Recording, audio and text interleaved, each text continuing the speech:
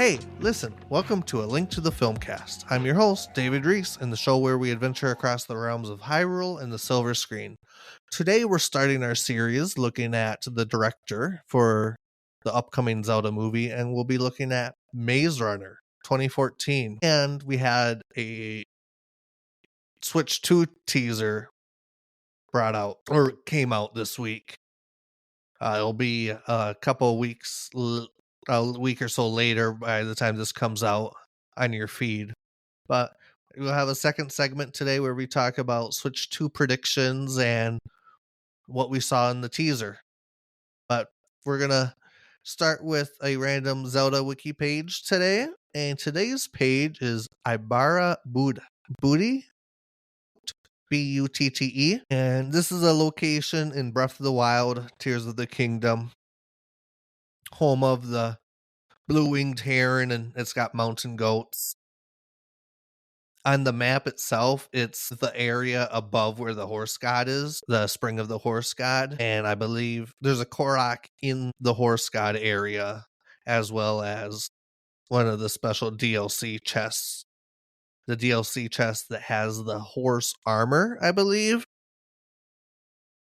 is in that area, but it's in the Faron Grasslands, and that was our random Zelda wiki of the day, Maze Runner. So we barely know anything about the upcoming Zelda movie.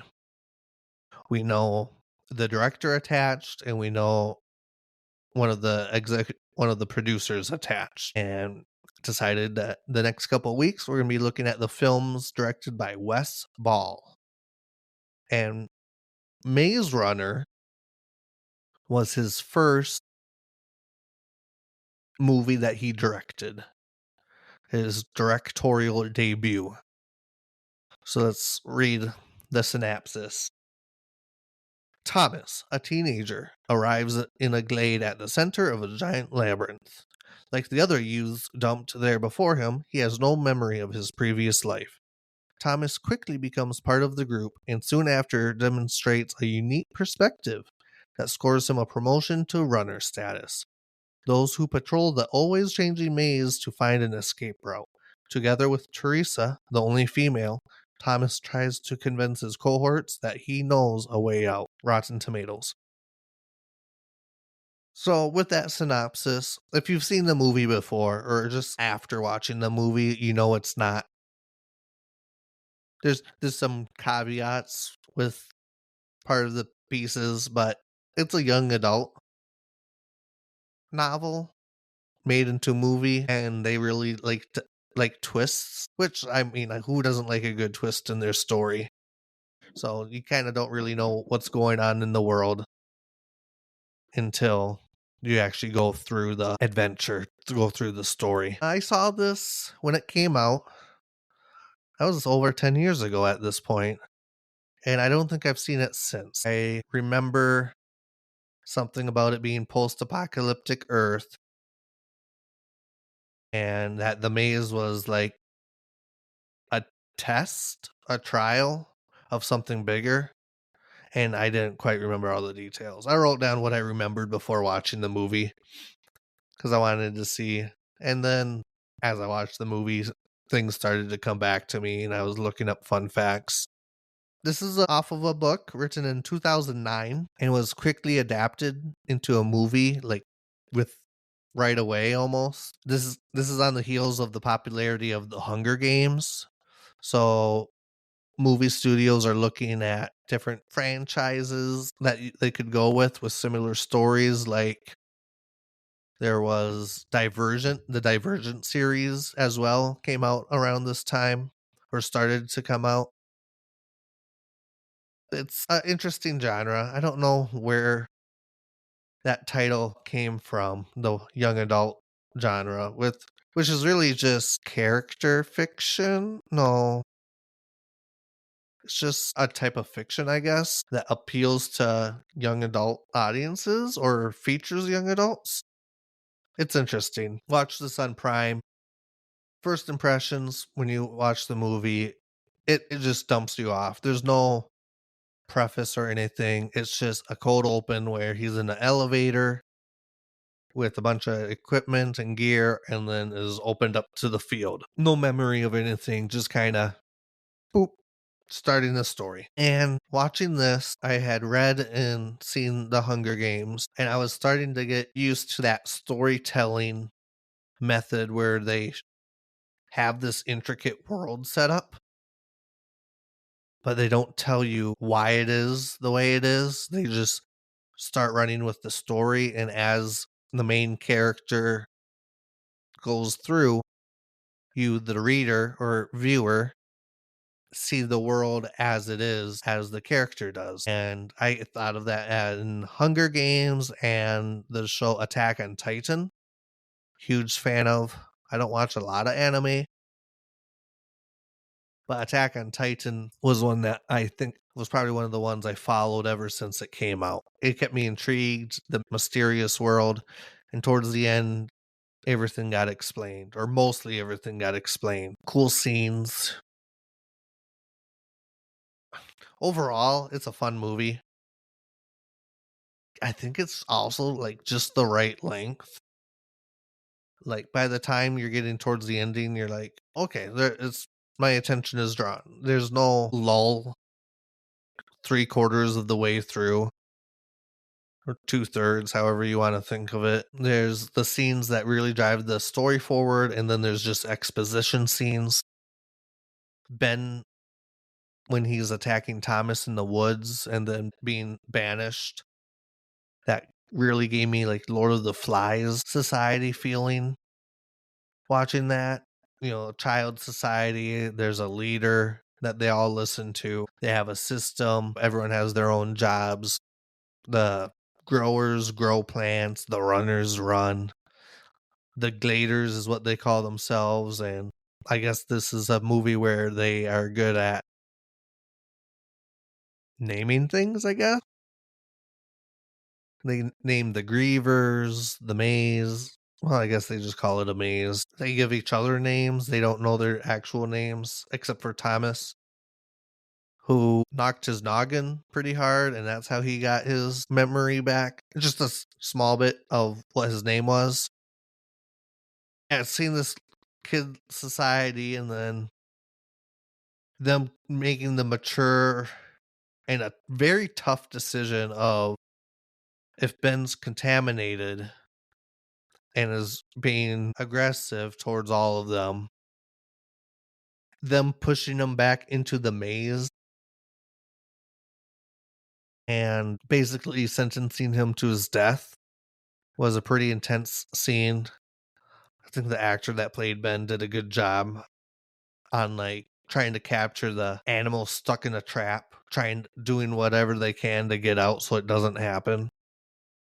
Which, when done right in movies or literature, games, I think it's pretty powerful because it's not just a person thinking anymore. It's primal instinct. It's base human behavior that or animal behavior that's just wired into us. So an animal stuck in a trap, that's something I always when Ben's getting pushed out, I kind of reflect on that. Other things about this movie I liked. I noticed there was like one guy with a British accent, the Newt guy, the Peter Pan guy. I read somewhere that it's a bunch of British actors and only him was allowed to keep their accent. Thought that was kind of funny. The movie's reception, movie scored a solid 2/3 on Rotten Tomatoes. The popcorn meter is 68%, the audience review, and IMDb gave it a 6.8 average reviews. So it's a pretty predictable if you're accustomed to the genre and you can kind of see the clues, the breadcrumbs they're giving you throughout the early part of the movie. Like even in the first shot, you see the wicked letters in the elevator with Thomas as he's coming up. So kind of predictable. Character development, I think the story just goes. I don't know if the characters actually improve much rather than just doing tasks. I don't know if they're fundamentally different other than the confidence that they've done things before.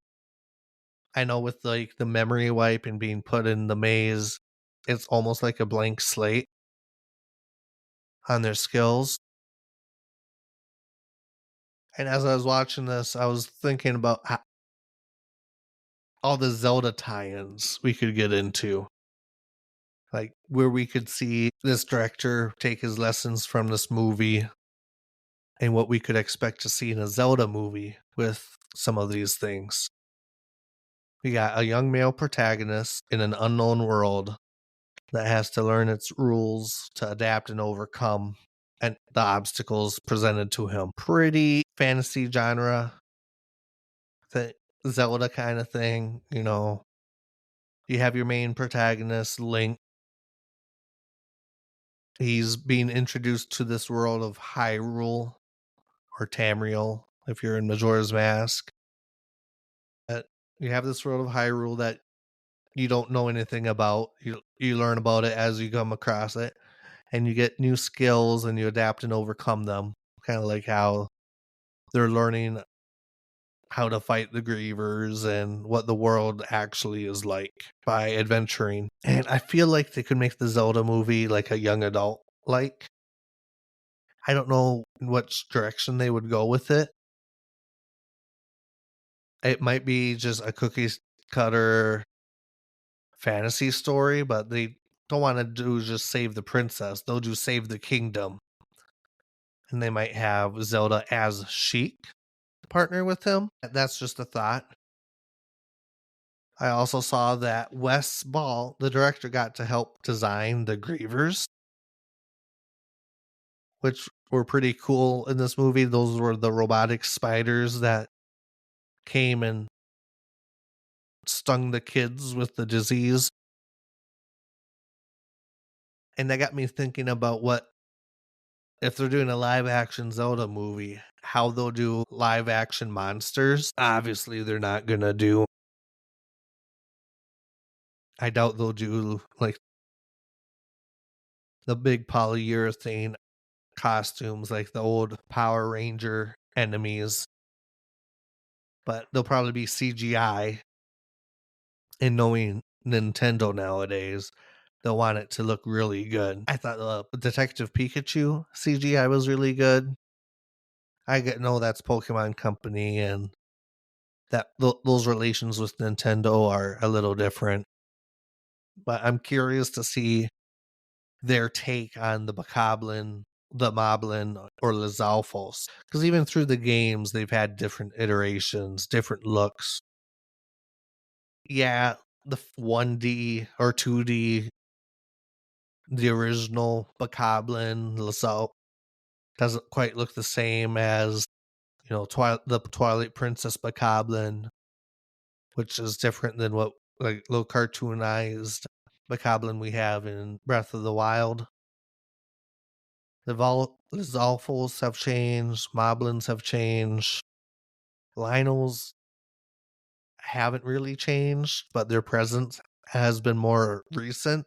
Granted that they're in the earlier games, but they were out for a couple mainline entries. They were out from like Ocarina to was Breath of the Wild when they were reintroduced. Because I don't think they weren't in Wind Waker, Twilight, Skyward. I don't think any of the handhelds in that time. They may have been in the Oracle games. I didn't play those ones. I know that's part of my Zelda blind spot. I'm not perfect, but I'm really interested in are they going to come up with an original character design? I feel like they want to tie in all the races from Breath of the Wild, Tears of the Kingdom. They're going to want to have Zoras in the movie, Goron, the Gerudo, and the Rito. Are we going to get Deku Scrubs? Well, now we're just thinking about the different NPCs Link could come across at this point and getting disconnected from the Maze Runner movie. The boys working in their little village doing tasks got me thinking like Kokiri Forest and Ocarina. All the kids have their jobs of something they do. And looking back on it, the jobs really weren't intense. One guy just spent all day trying to lift a rock, and the other guy was just pulling weeds. I kind of hope they go for the darker tone. This is Zelda. This is gritty. This is real life tone that this movie establishes. The color palette, the lighting is very grunge, but not like super dark, but enough to give you the impression this is serious. This is life or death. I wonder if they'll do that.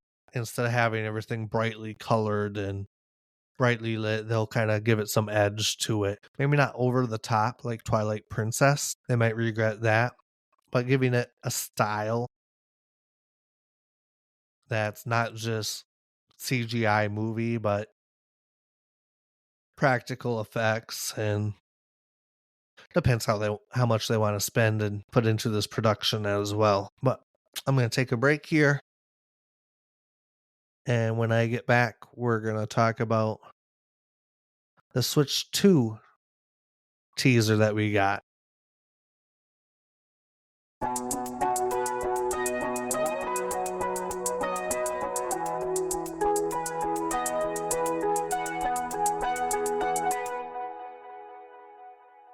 I took a little break from the first part and decided to live stream the second part. And we're going to be talking about the Nintendo Switch 2 trailer and things I think we're going to have following that. So I'm just going to, if you want to watch it yourself, go to YouTube or wherever you go for your videos, media. And I'm just looking at Nintendo of America, and I'm just going to page through their trailer and kind of talk about what I think as I go through it. We start with the Nintendo logo, and we see the Nintendo Switch as we know it. And then we see the screen get bigger, which isn't a big surprise. They probably want to compete with the Steam Deck. We get the zoom in. They're changing the black finish on it. They're adding some contours. The USB port to the top is going to be nice, especially I can see the use case right now with the current Switch. If you're playing in handheld mode and you're playing it in your lap and you're trying to charge it while you're playing it handheld mode, the cable is coming up and you're plugging it in from the bottom. So you can't just rest it in your lap. So having the USB port on top so it can go to the charger and not get in the way of your lap is nice. We also see that they're keeping the 3.5mm jack for headphones. So I'll probably still have the Bluetooth functionality like the current Switch has, but it's also going to have wired headphones still, which I think is a nice little feature. We see the fan ducts. The kickstand is being outlined, being more robust. It's not just the little clippy thing on the side. It's almost the width of the Switch. It's flexible. I don't know how many people actually were using the kickstands. I only really used it like on flights. I didn't really use the kickstand at home. And then we're going to look at the Joy-Cons. They should start with the existing ones. They're making them bigger, changing the blue-red scheme to black by default. And we see this mysterious C button up here. It looks like, I don't know. What could that C button be? I've seen some rumors. Some people think that it's going to be like chat or maybe link something to online. I'm not quite sure yet what it is. I'll be interested on April 2nd on what it is. But okay, new Joy-Cons. They're adding in color red underneath the joystick, and then on the inside part they're gonna have it extrude a little where you have your SL, SR buttons, your sync, your battery indicator, all those. We'll get into that. There's a little dock for the connection. I hope they fix the Joy-Con drift with this iteration. I know that was a big one. And if you freeze the frame at 102, you can see the gap, and then like the sync button below it, the gap where it connects to the main hub. And then you have your, looks like an optical sensor above it. There's been some theories about just having an optical sensor so it could work like as a mouse. So if they fix the Joy-Con drift, that's a big one. And if they add a new feature that the current Switch doesn't have, that's a second win. Not that it's just a hardware refresh. Let's see what else. Okay, they're showcasing the buttons being pressed. Well, let's rewind that a little. It looks like we have another button on the back of the Joy-Con.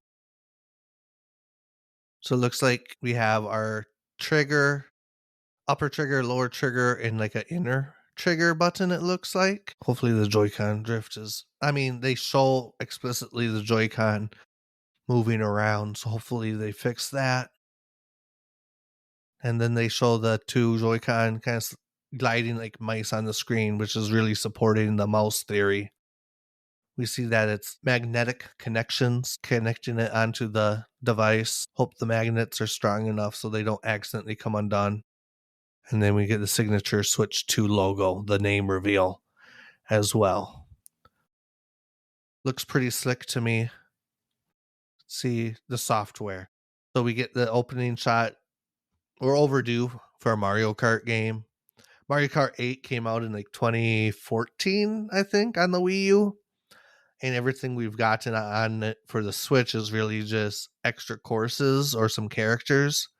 So I would love to see a ground up Nintendo Switch or a ground up Switch to Mario Kart built. Some commenters were pointing out that the start line has 24 racer slots, which could be great. I mean, Nintendo does stuff like the Tetris 99 and they do the 99 battles. So having more people, the merrier, the more crazier it would be. I hope they bring back some items and think of new items as well. Like I really miss in, was it Double Dash? They had the fake item block. That was a great item because then you could place it and make it look like an item block. I'm trying to think what else. The mini shrooms aren't in the new one. I hope they get more creative with the items as well. I don't want them to just be rehashing the same items. I hope there's some ingenuity behind it. More characters get added, different Nintendo franchises get incorporated. And I hope like the kart driving stays simple, but has like another layer to it for those that really want to get into it as well. But it's likely that Mario Kart is probably getting a new title. The dock looks pretty sleek. Still doing the handheld mode. It's still going to have its own little handheld controller that the Joy-Cons slide into. And we know it's for this year, 2025. And the big signature screen that says plays Nintendo Switch 2 exclusive games as well as Nintendo Switch games, which confirms the backward compatibility we were talking or we were hoping for and we had heard rumors about. So if you have Mario Brothers Wonder, which they're showing off in the picture on for the Switch, the game cartridge will still work in the Switch 2. And it also clarifies that it's both physical and digital backwards compatible.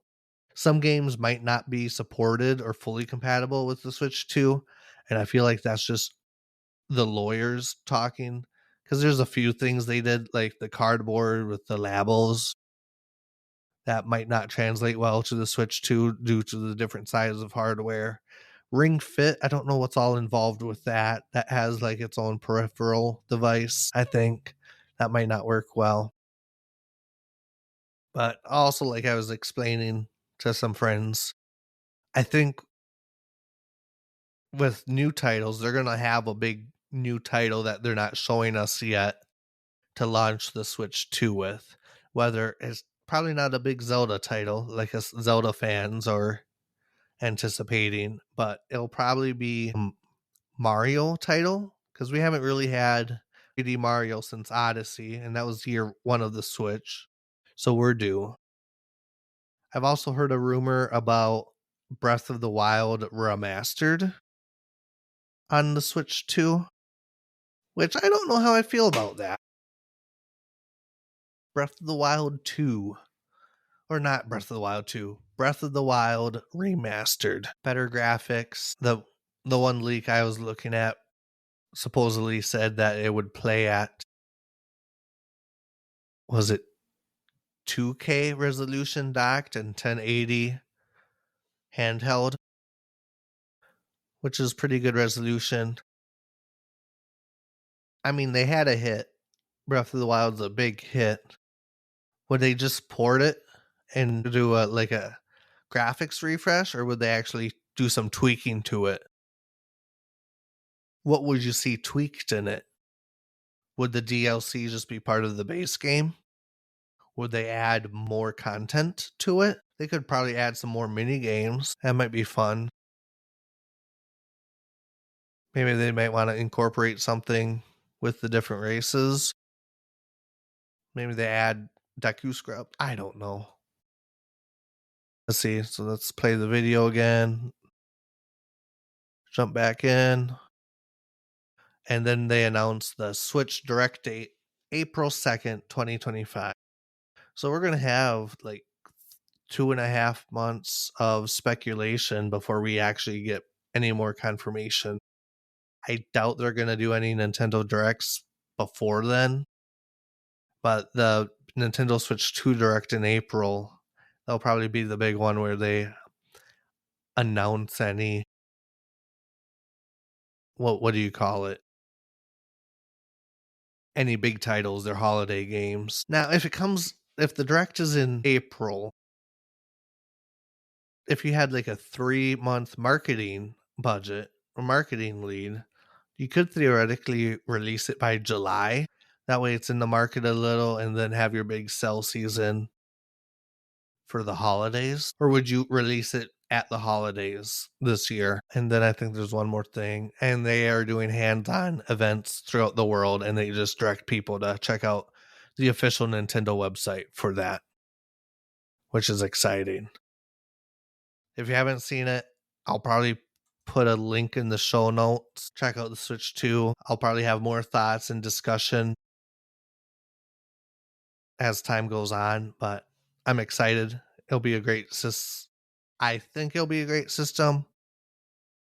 I'm curious to see what kind of ingenuity they'll have behind it, what changes they make for the better or for the worse. But stick around.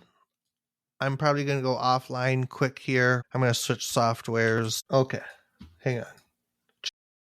Okay, so if you're following the podcast, feel free to check me out wherever you get podcasts, ZeldaFilmcast, wherever, or it's a link to the Filmcast, ZeldaFilmcast, wherever you get your podcasts.